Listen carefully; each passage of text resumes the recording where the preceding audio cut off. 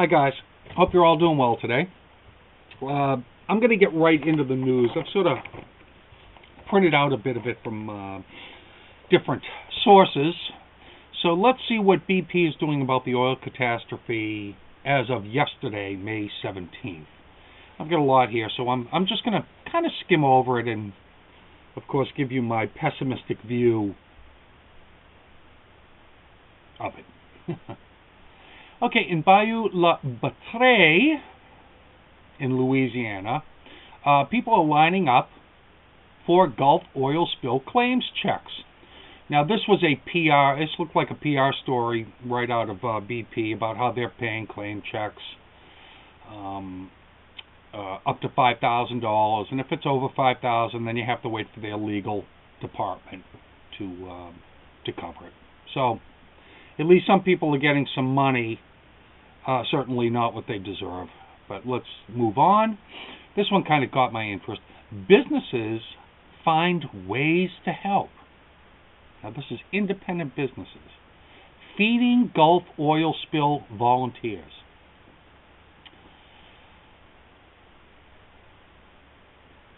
I'm appalled by this. Even though, my hat goes off to the businesses that are providing lunches and dinners for the volunteers that have shown up to help. They gave a list of the businesses that are, or somewhat of a list of the businesses that are providing food. And hold on one second, guys. Let me set my timer, which I didn't do. But it's kind of interesting. One business name is missing from the list of companies that are helping the volunteers, and that's BP.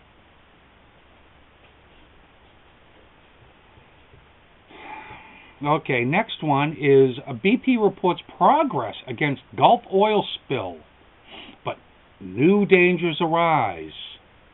I'm going to read this one quickly. Kent Wells, BP's senior executive vice president, cautioned that the tube is not capturing all of the leaking oil. He doesn't yet have any idea how much is being recovered, and it is certainly not a permanent solution. Well, no kidding. Okay, this is old news. What I find interesting is that they can measure and even refute any estimates. Now, this is BP has consistently maintained that 5,000 barrels of oil a day, roughly 200,000 gallons, is leaking, and they refute any estimates beyond that. But they can't estimate what volume the insertion tube is pumping into a waiting ship. And also I found it very interesting that within the last 2 days, the insertion pipe, which was larger than 6 inches, is now 4 inches in diameter. I have to tell you, with the lack of film that is coming from the ocean bottom, I mean, we only have seen basically that 1 or 2 shots of oil spewing out. Where's the film of this insertion tube in the pipe? There is absolutely no film. I honestly have personally have doubts that any oil is being pumped out at all. I don't think there is an insertion tube even in that pipe. I really don't. I call on BP. Let's see the proof. Now, also, independent researchers now are finding underwater plumes of oil. That is oil not reaching the surface, but layered under the surface. Layers of oil, depending on how thick the oil is or whatever. And in some places, it is going 2,000 feet thick from the surface. In other words, the oil seen at the surface is mimicking the proverbial tip of the iceberg, or in this case, tip of the oilberg. Okay, Janet Napolitano is to testify in defense of the administration's Gulf oil spill response. There's a waste of taxpayers' dollars if I've ever heard of it. This one's a good one. The judge is asked to shut down BP oil platform within the Gulf. The Atlantis oil platform is owned and operated or leased or whatever by BP. They're responsible for it. It's stationed in over 7,000 feet of water, and it is a little more than 150 miles south of New Orleans. In 2009, an independent firm hired by BP found that the giant petroleum company was violating its own policies, which are lacking anyways, by not having completed engineering documents on board the Atlantis when it began operating in 2007. Close that down. Close it down now. Close it down today. Oh, this is a good one. BP pledges $70 million in Gulf tourism promotion. See, that's how this company operates. It's all PR. Let's make a slick commercial. Get the tourists to believe the lie. And that's worth $70 million. Of course, there is a group that wants to ban the chemical dispersants. The stuff they're spraying on it is now starting to look like it might be worse than the oil.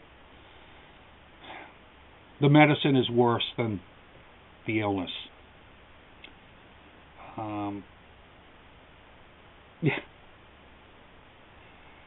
So Ricky Ott, this person whose livelihood in the fishing industry was ended by the Valdez spill, you remember that one, up in Alaska, said Monday that Venice area residents are exhibiting symptoms of exposure to the oil and dispersants. These include headaches, nosebleeds, sinus problems, and rashes. Similar symptoms have never stopped hitting Alaska residents since the 1989 spill in Alaska. Okay. BP says it will plug well feeding Gulf oil spill. They say that they will never again try to produce oil. See, that's what this whole insertion tube was about. It wasn't about stopping the leak. It was about them harvesting the oil continually while this was going on. How arrogant can you get? And at the same time, BP, when asked, did not rule out that the company will be drilling elsewhere to tap the same reservoir that is leaking right now.